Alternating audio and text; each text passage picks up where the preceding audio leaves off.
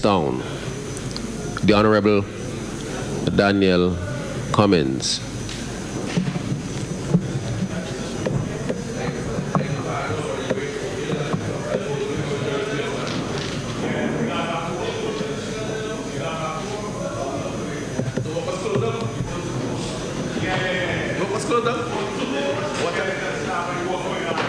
So you didn't come, they were not going to pay? You're going to be suspended if you didn't come? Yeah. Okay then, okay, you know. Well, they were. Honorable members, it is the turn of the parliamentary representative for Central, for West Kingstown, Daniel Cummings. Please allow him to address us. Thank you very much, Mr. Speaker. Mr. Speaker, I first crave your indulgence in using this opportunity to recognize the passing of our late Governor General, who was a very dear friend of mine for many years of acquaintances, and to apologize to his family and friends that I was unable to be present at the homegoing service, although I was able to pay respect in these halls. Mr. Speaker, I rise to make my contribution to the budgetary exercise of 2020. And it is my intention to deal with matters related to health and the environment, transport and works, and if possible, on energy, with particular emphasis on geothermal energy. Mr. Speaker, honorable members, yesterday afternoon, I lay on my bed and listened to a presentation by the Honorable Minister of Health. Excellent presentation. And if it were not such a serious subject, I would have been laughing all the way. Mr. Speaker, it requires zero argumentation that the delivery of health care in our blessed land is in a total mess. It requires no argumentation that we continue to spend more and more money, but we get worse and worse results.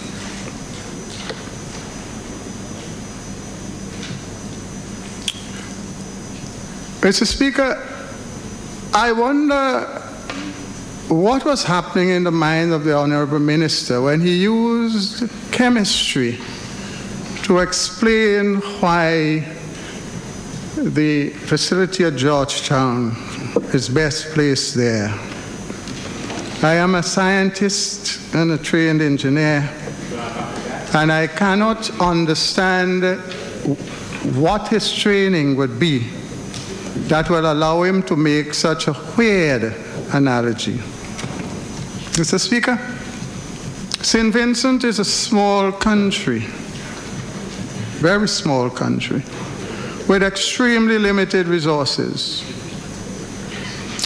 And one therefore has to be extremely careful in all aspects of the execution of our medical services. Let me back up, Mr. Speaker, by repeating what I have said before. The modern medical complex at Georgetown is a good facility. It is very poorly located and administered. Mr. Speaker, one has to look very basically at economies of scales. One has to look with the most efficacious way of allowing the population to access these facilities. Anybody going to the Milton Cater Memorial Hospital for an X-ray would know that most times they have to wait for an appointment. And sometimes you go back and you have to wait for another appointment. As basic as an X-ray. But you can go to Georgetown and walk in and get that service there. Now, the facility at Georgetown is not a district hospital. There's one there already. The modern medical complex was to be a part of your main hospital facility. You cannot tell me in today's world, despite the attempts by the government now to improve the networking, that you can have one person managing the Milton Cater Memorial Hospital and the modern medical complex. It will not work. Cannot work. Will not work. If you look, Mr. Speaker, I'm not here to teach you, sir, with respect. If you want to learn, do your research. You see, Mr. Speaker, you see,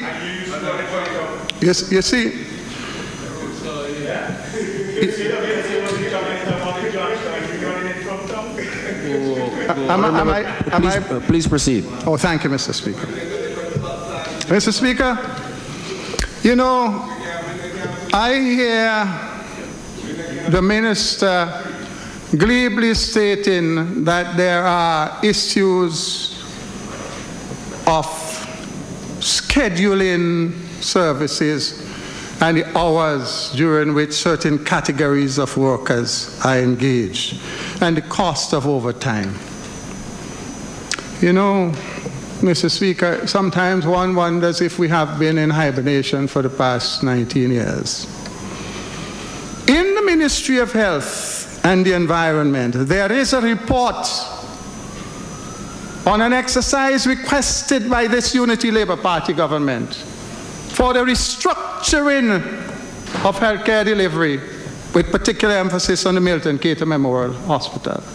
In that document, very specific recommendations are made with respect to these kind of things and very many others. This government chose to allow it to rot on the shelves. But now, because somebody makes an appearance and something sounds good in the mind of the minister, all in a sudden, they seem to know what is required to be done. Where are we going?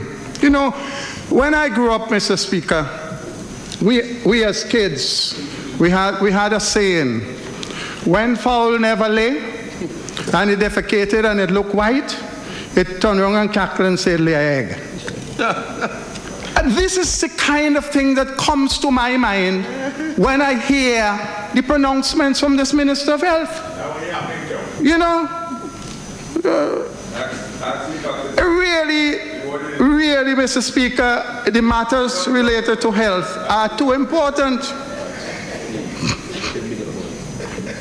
I listened to the Honorable Minister speak again, trying to turn the truth on its head about matters of tuberculosis and absence of medication and vaccines. The facts speak for themselves. The evidence is overwhelming. Why? Why in this day and age, everything has to be taken in a partisan political manner, even when it relates to the delivery of health care? Talk the truth. Deal with the facts. Deal with the issues. Give people better health care.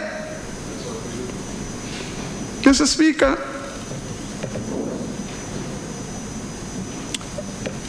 the current problem with respect to the novel coronavirus seems to pass over the head of many persons who are placed in positions of authority. Mr. Speaker, a government has to act responsibly at all times. And the interest of the population must go above all other issues of finance, etc. I am absolutely convinced that allowing that cruise ship to come to St. Vincent had everything to do with how it can make the government look with the number of cruise ships coming. When you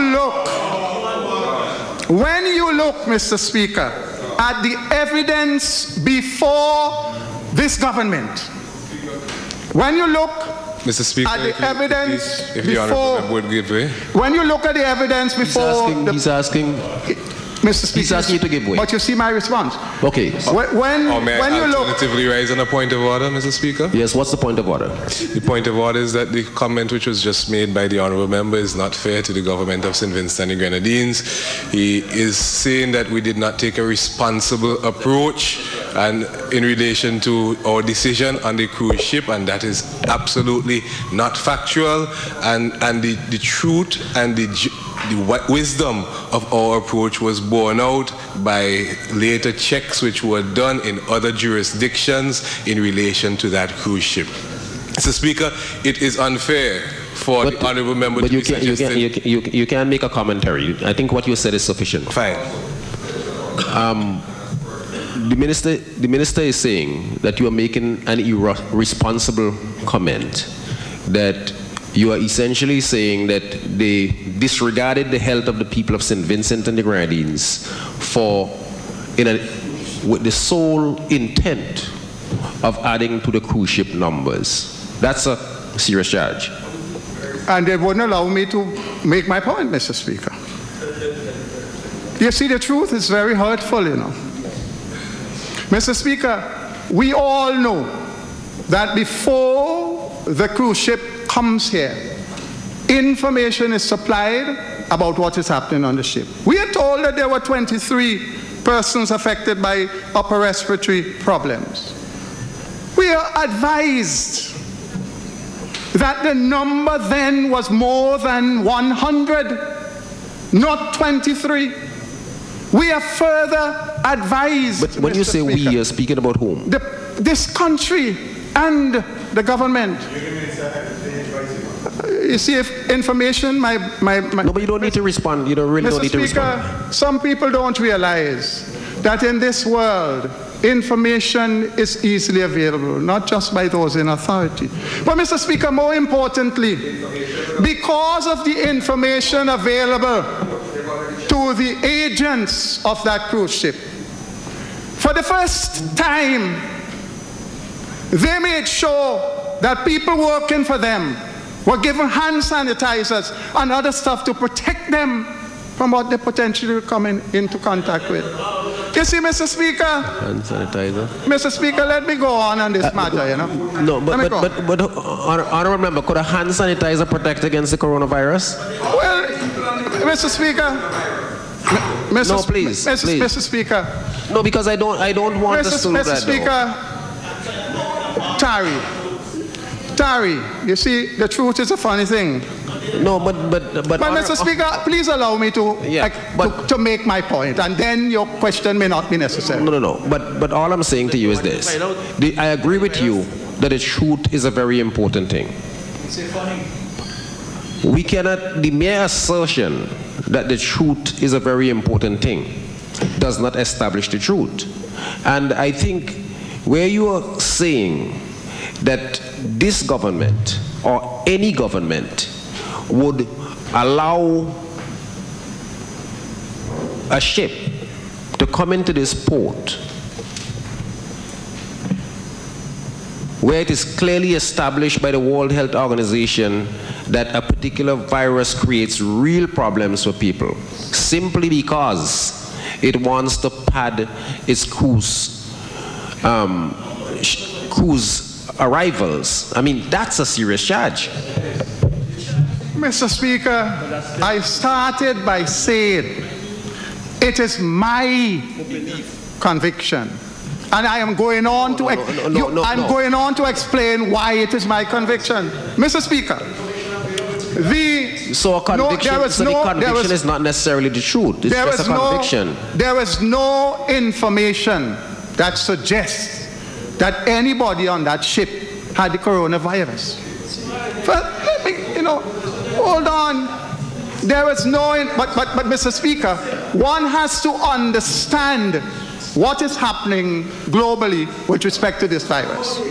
We are looking at, one, the method of contracting the disease.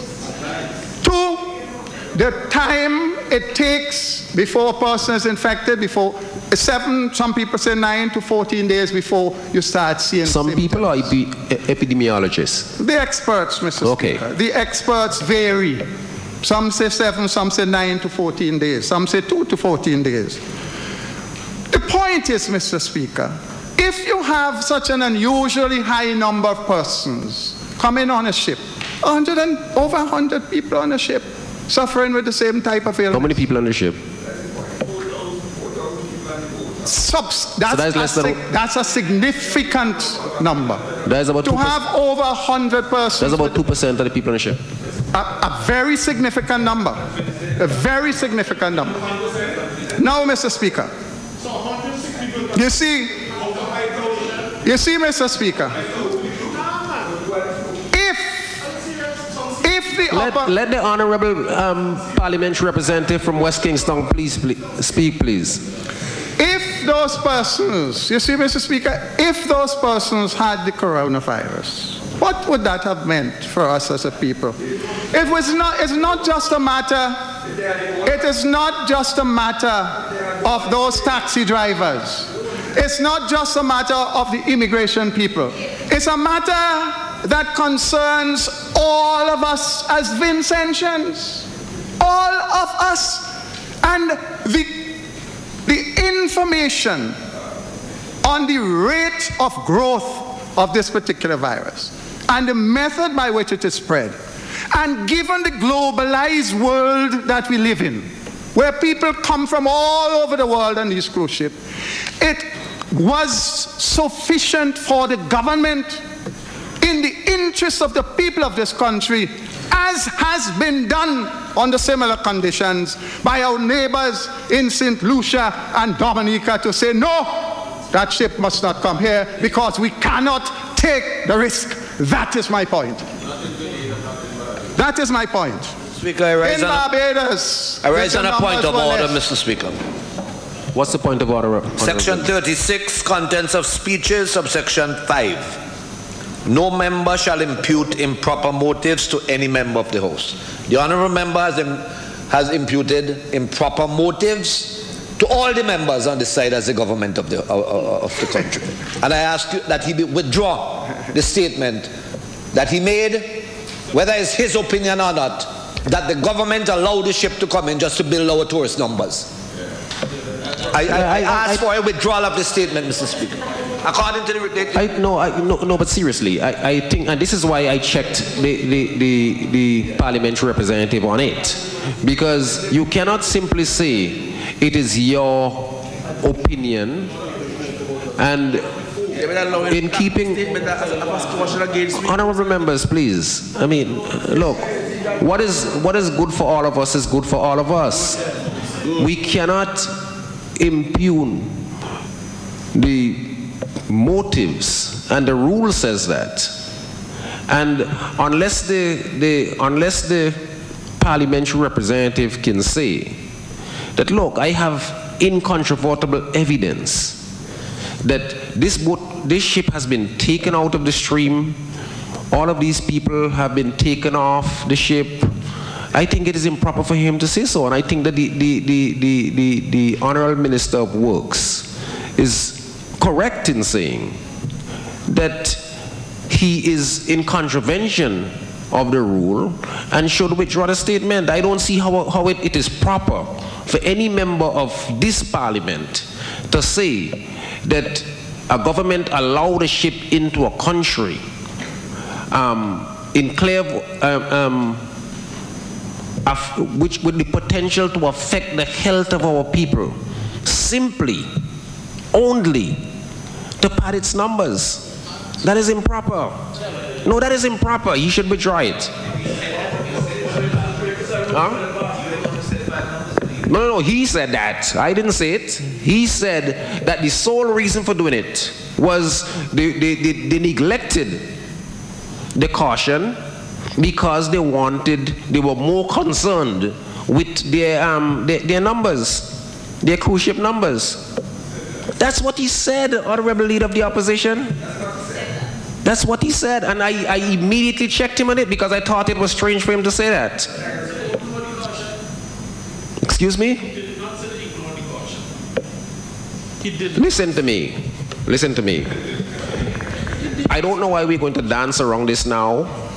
It is clear that the Honorable Parliamentary Representative for West Kingstown did say that the government neglected the caution,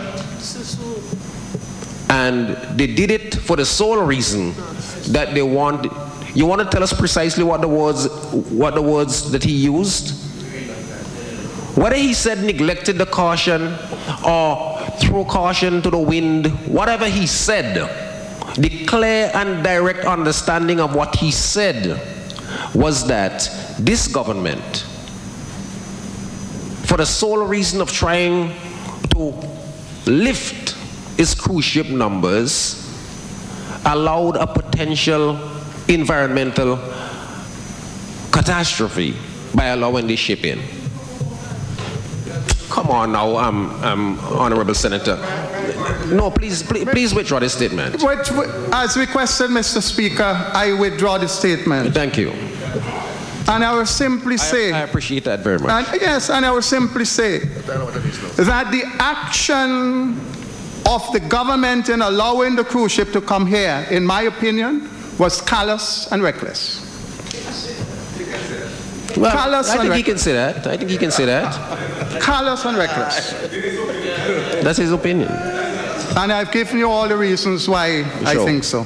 That is a much better, much more nuanced statement. Mr. Speaker, I don't have any difficulty, you know. I know what I'm speaking about. You see, Mr. Speaker, in the fiscal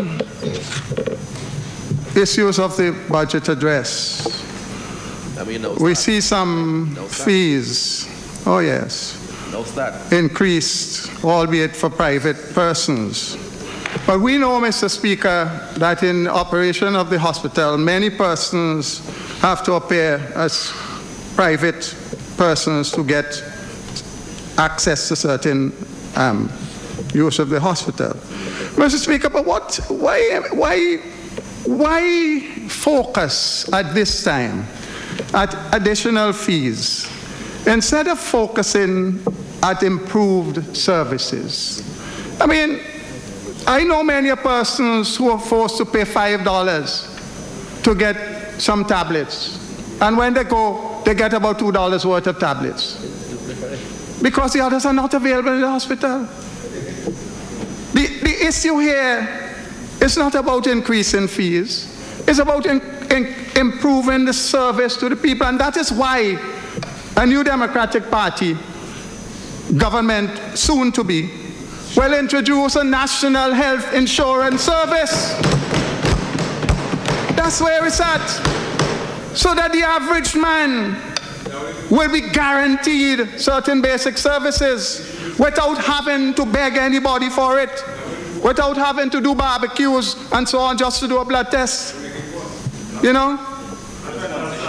Mr. Speaker, if you care about people, these are things that you can do to enhance the lives of your constituents. You know, Mr. Speaker,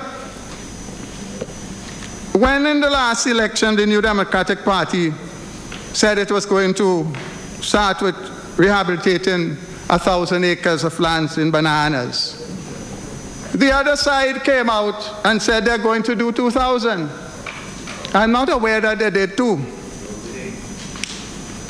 When the New Democratic Party spoke of building a proper modern hospital, they came out afterwards with an acute referral something. But Mr. Speaker, listen. I challenge anybody to go through the budgets, capital budgets of the Ministry of Health from 2015 to now and show me where this government has any proposal for a new modern hospital in this country. Do that. Moreover, Mr. Speaker, at a time when the ministry is talking about the designs being completed for this hospital, the Ministry of Health, in its plans for the year, has not a single word on anything like a recruit referral hospital. Not a word. Mr. Speaker, there are sections where it tells you what it's going to do, what the expected outcomes, and so on. No such thing as acute referral hospital. It's not in the Ministry of Work. It's not in any ministry. It's not there.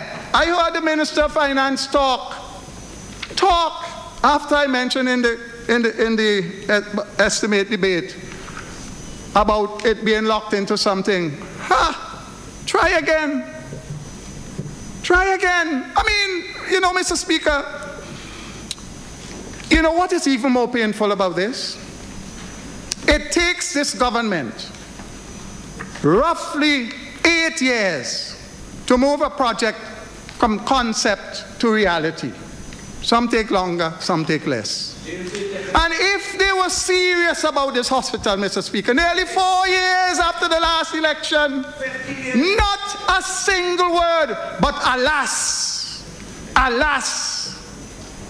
this year, this is the year when it matters. Because the people want to see how your manifesto stand up to your action. So what they do, they go on Facebook and they say, look at the beautiful design we have with helicopter pad and all of that. When in fact, there is zero, zilch, nada in the budget, in the capital estimate, in the Ministry of Health, or any department of government where there's any reference in any way. If the honourable member would give way. Oh yes, I will. And Mr. Speaker, I'm loath to interrupt honourable members when they speak. But as the honourable member is, I'm sure, fully aware, the design of the hospital to be built at Arnesvale is part and parcel of the RDVRP project. The RDVRP project is listed under the capital estimates of the Ministry of Finance and Economic Planning. In response to the very issue raised by the honourable member in the estimates debate, I informed him that I would place as an appendix to the budget speech all of the projects under the RDVRP. If the honourable member looks at Appendix 6 of the budget speech, he will see the acute referral hospital listed there, the designs for 1.2 something million US dollars, and that it will become, the final designs for the hospital will be completed in March. This was laid out precisely, Mr. Speaker, because of the allegation made during the estimates debate that the hospital does not appear anywhere in the budget. Mr. Speaker, I rest my case. As I said, there's nothing in this budget document that speaks to that acute referral hospital.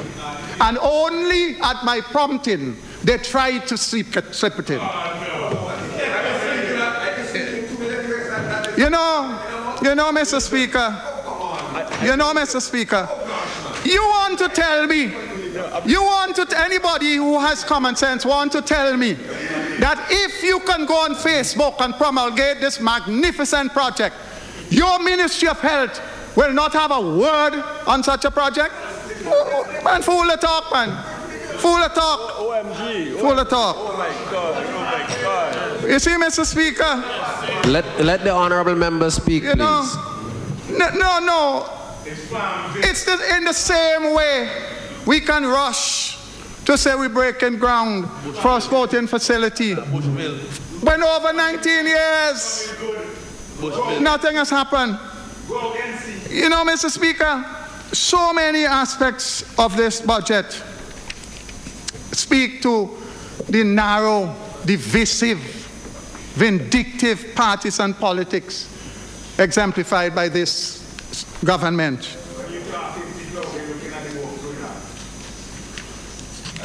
Mr. Speaker, my leader and the next Prime Minister, in his presentation of in response to the budget, spoke of the illegal activities of this government on so many counts. For a government that has a number of lawyers on its side, Mr. Speaker, we have seen illegality with the Petro-Carib funds. We have seen with the special warrants. We have seen with the overdraft and many more. Mr. Speaker, a government cannot, should not operate in this fashion. I remember you have 20 minutes. Thank you, Mr. Speaker. A government has to make the population believe that the laws apply to them as much as it is to the public.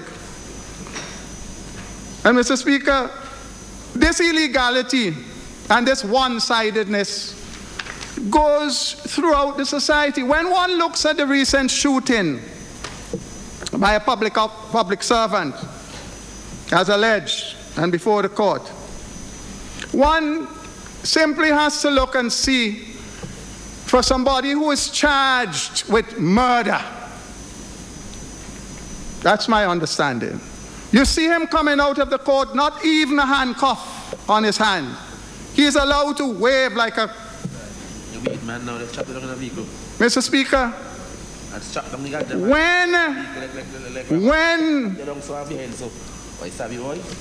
when Ben Exeter took his licensed gun to town, as the law permits, look at how he was treated. Look at how police officers dragged him like a common criminal. The people are watching. You cannot have two standards of justice in the country. You must apply it across the board. Mr. Speaker, this process of the ULP allowing people to be trampled on goes all the way back to the demonstration at the port for the $1 illegal fee. When a lady from back when, an elderly lady, was brutalized by the police, and up to now, this government has never apologized. Mr. Speaker, I come to the issue of violence, particularly against women in this country. And listen, it's good for you if you keep your mouth closed. Mr. Speaker, there's a place in Liberty Lodge for the boys. For the boys. You know, I had reason to visit that place recently, despite the legislation recently passed about dealing with the young people. You see, Mr. Speaker, there are about 5 or 6 children up there, and 19 or so persons there to look after them. But that isn't bad in itself. Do you know what? All of those boys go to school. All of the boys go to school, so during the time, there's nothing for those staff to do. But on the weekends and after hours, when the students need attention, there is no staff in the place, except one person. And you tell me you care about young people? You tell me that Liberty Lodge is part of your portfolio? Keep quiet. It's good for you to keep quiet.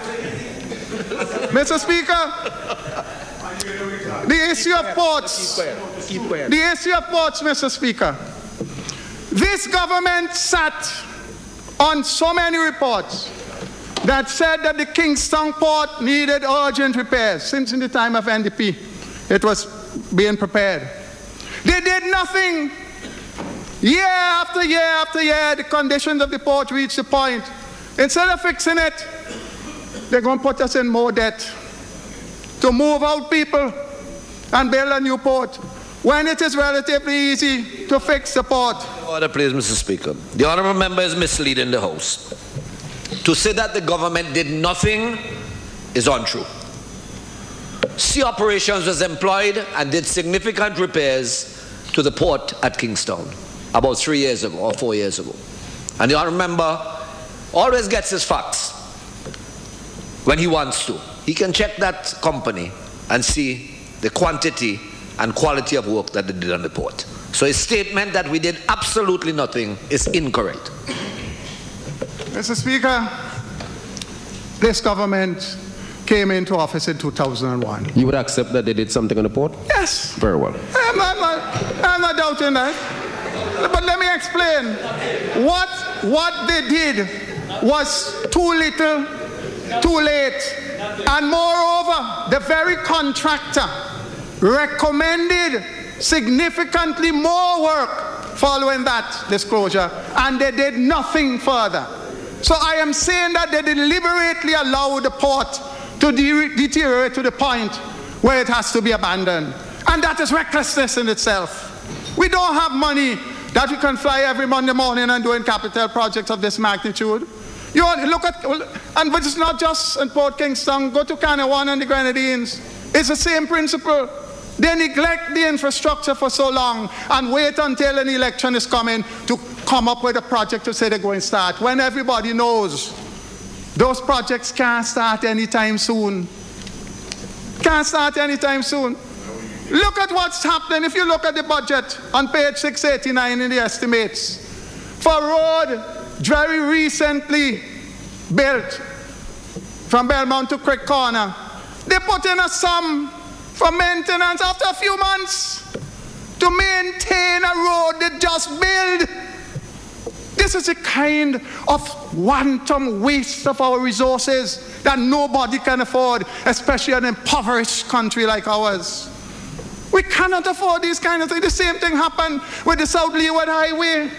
We dug it up empty times. They're not even listening to basic advice about what they should do. Mr. Speaker, you know, no, I'm not worried about West Kingston. I have too many other matters. Thank you, my friend. I'm worrying about you, about whether they're running you or not.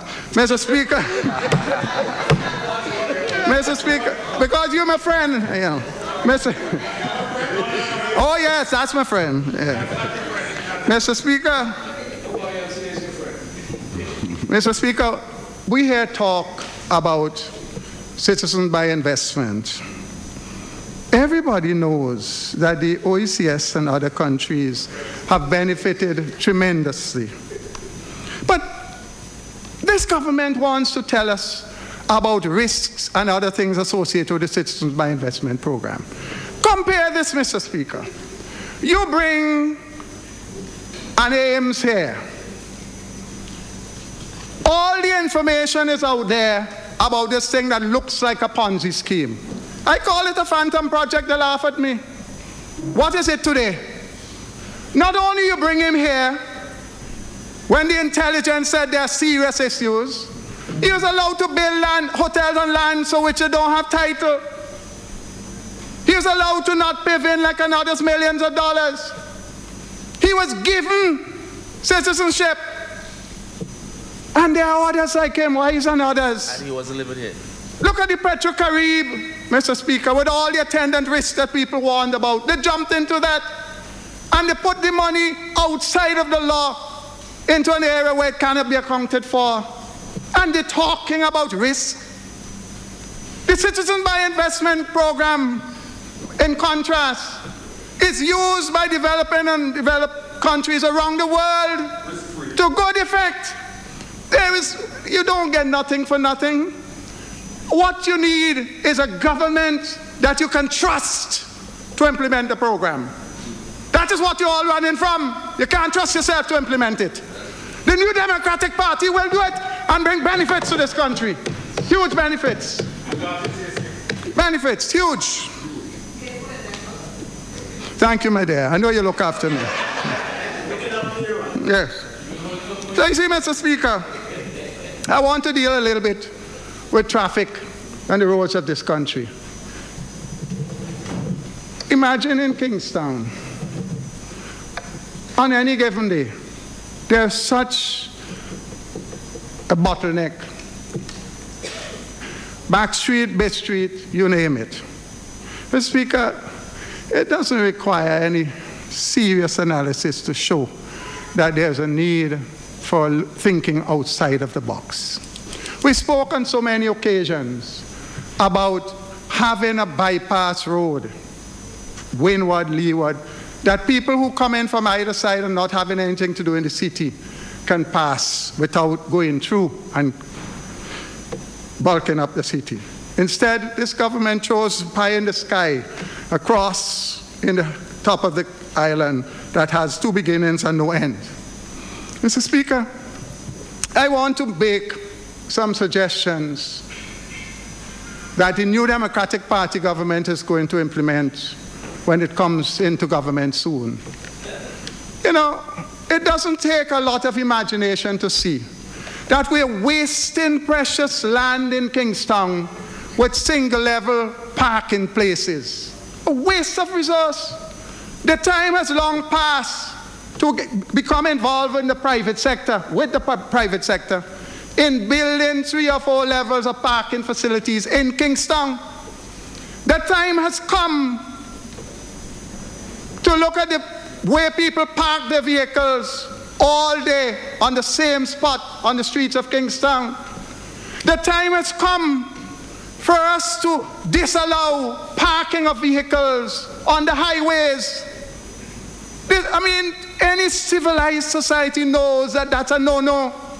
But when you wrap yourself in this superior way of thinking and nobody else could advise you, you allow them all it. We heard braggadocio about how the increase of vehicles coming into the country.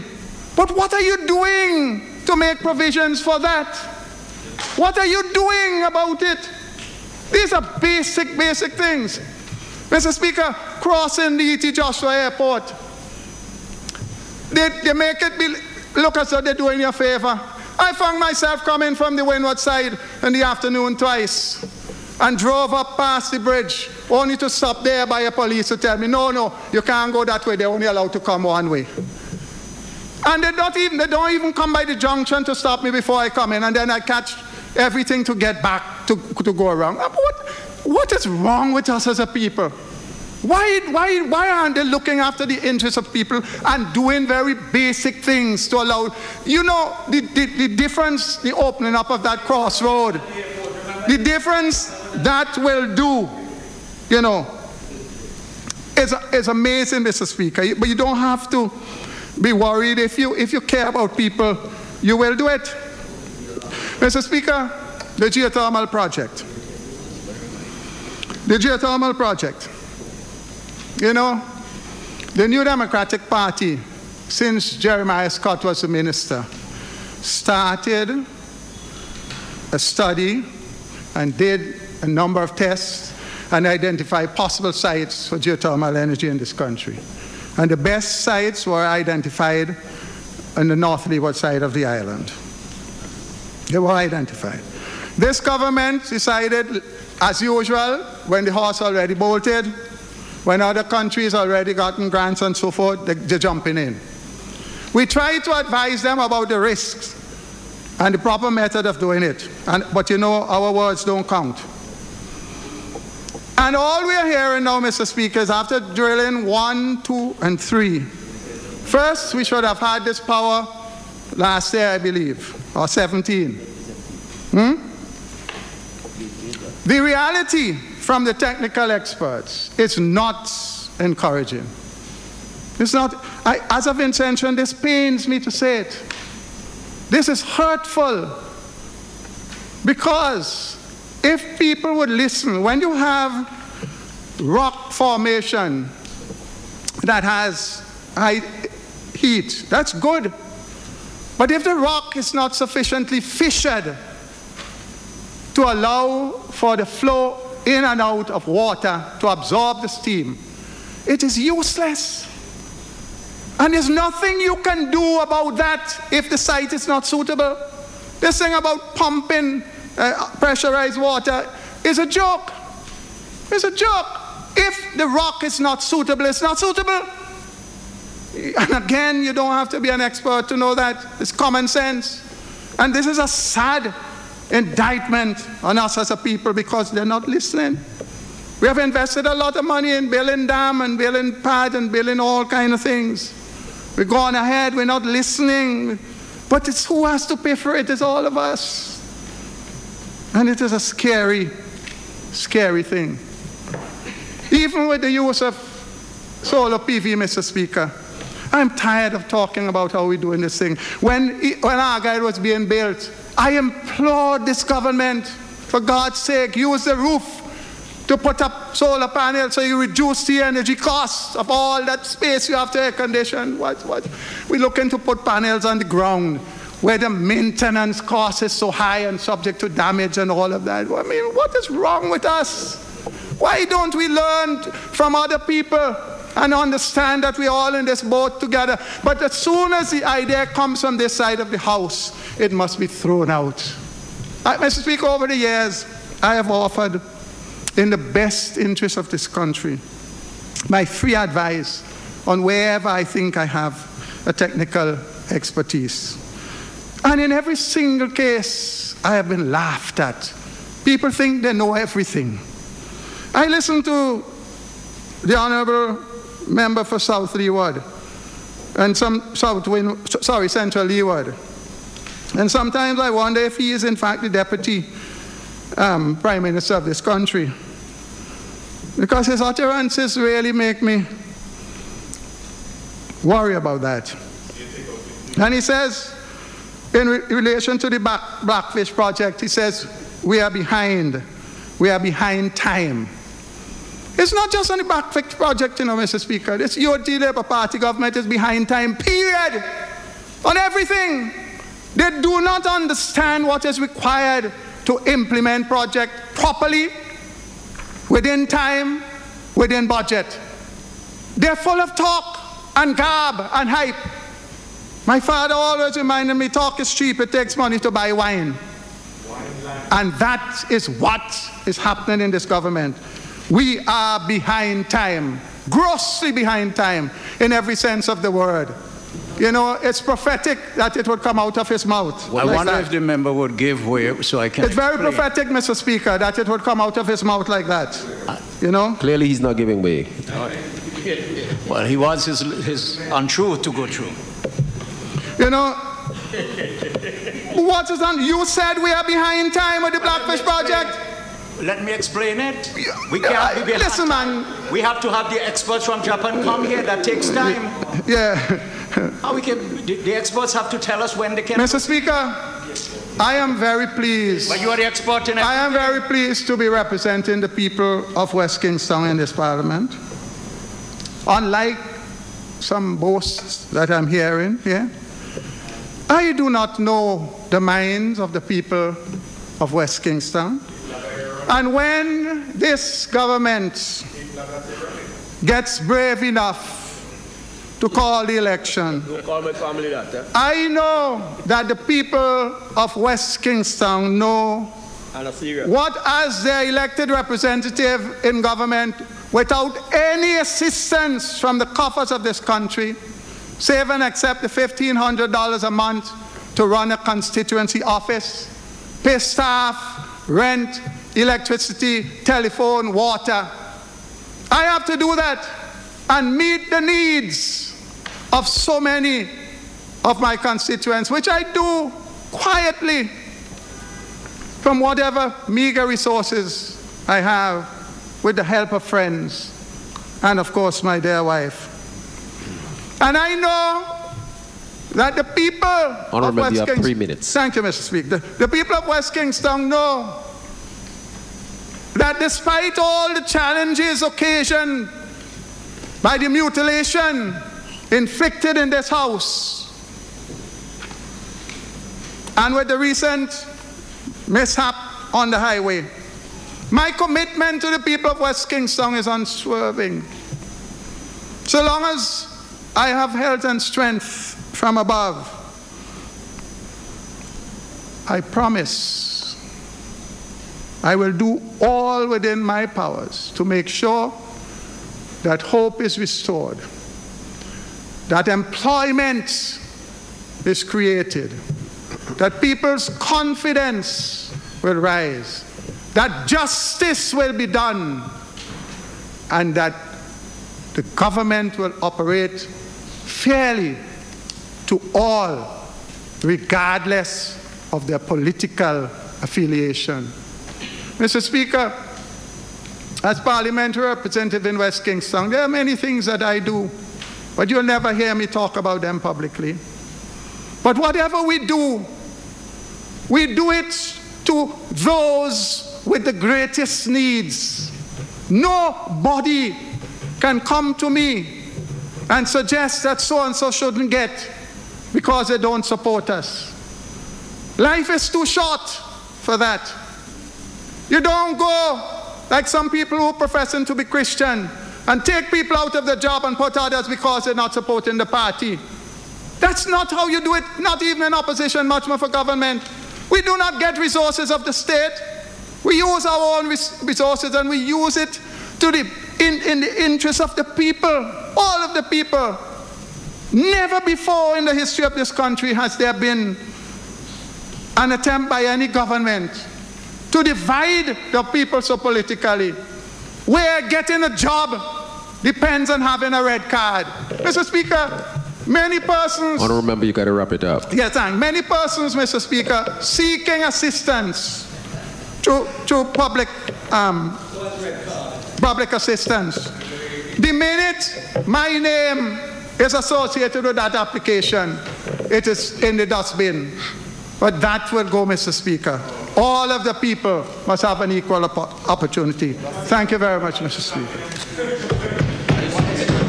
For the debate.